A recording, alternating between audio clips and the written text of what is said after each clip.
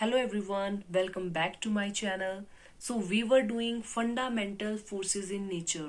So we have already done the gravitational force. तो अगर आपने मेरी वो वाली वीडियो अभी तक नहीं देखी है तो you can go to my playlist and can check it out.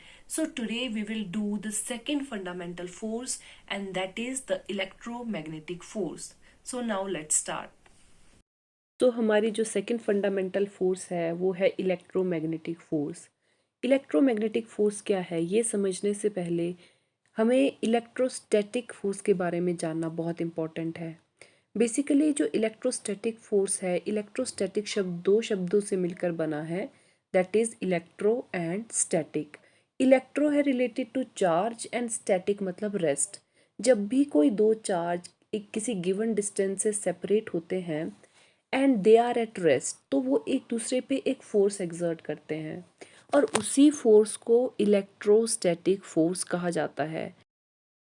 अब इस इलेक्ट्रोस्टैटिक फोर्स की वैल्यू हम कैलकुलेट कर सकते हैं कूलम्स लॉ का यूज़ करके, according to which force is directly proportional to product of two charges Q1 and Q2 and inversely proportional to square of distance between them. अब इन दोनों इक्वेशन को जब हम कंबाइन करेंगे तो फोर्स आ जाएगी directly proportional to Q1 Q2 upon R square. Now to remove this sign of proportionality we will use one constant K जिसकी वैल्यू इक्वल होती है 1/4 pi epsilon naught. Now by putting the value of epsilon naught and pi, जो k है या फिर जो 1/4 pi epsilon not है उसकी वैल्यू हमारे पास आ जाती है 9 × 10⁻⁹ न्यूटन मीटर स्क्वायर पर coulomb square. So I hope electrostatic force is now very clear to you. So अभी तक हमने देखे थे चार्ज जब रेस्ट पे थे। देखिए जैसे ही चार्ज मूव करना स्टार्ट होते हैं करंट प्रोड्यूस हो जाता है, क्योंकि करंट की डेफिनेशन ही यही है that flow of charge per unit time. और हमें ये भी पता है कि whenever current passes through any conductor that conductor starts behaving like a magnet. मतलब कि जो इलेक्ट्रिसिटी और magnetism they are inseparable, they are related to each other. That's why the name of our second fundamental force is electromagnetic force. So we can say that force between moving charges is known as electromagnetic force. Now it's time to study about its properties. So first property is it's both attractive as well as repulsive. Now ऐसा क्यों है? क्योंकि we know that जो same charges होंगे वो एक दूसरे को रिपेल करेंगे एंड जो अपोजिट चार्जेस होंगे ये एक दूसरे को अट्रैक्ट करेंगे। देखिए ये क्वेश्चन 2018 में यही क्वेश्चन आया था कि इलेक्ट्रोमैग्नेटिक फोर्सेस आर, तो आंसर आना था both attractive as well as repulsive.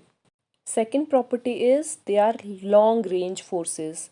तो जिस तरह से gravitational forces long range forces थी उसी तरह से इलेक्ट्रोमैग्नेटिक फोर्सेस भी लॉन्ग रेंज फोर्सेस होती है। Like gravitational forces, these forces are also central forces, means these forces will act along the line joining the centers of two charged bodies. They also obey the inverse square law. inverse square law का मतलब है, हमने formula में देखा था कि force is inversely proportional to square of distance between two charges, तो इसी को क्या कहते हैं? Inverse square law. Electromagnetic forces are conservative in nature. That means the work done by these forces only depends upon initial and final point and does not depend upon the path followed.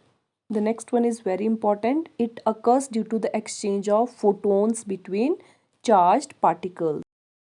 जिस तरह से gravitational forces का cause होता है exchange of ग्रेविटोन्स, उसी तरह से इसका कॉज है exchange of photons.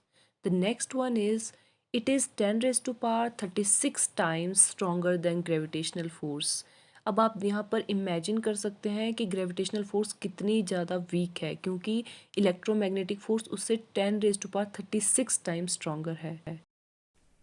I really hope so that the electromagnetic forces are very clear to you, and in next video we will study about the strong and the weak nuclear forces. Meanwhile, if you have any doubt or any suggestion, you can tell me in the comment section. Thank you so much for watching. See you in the next one.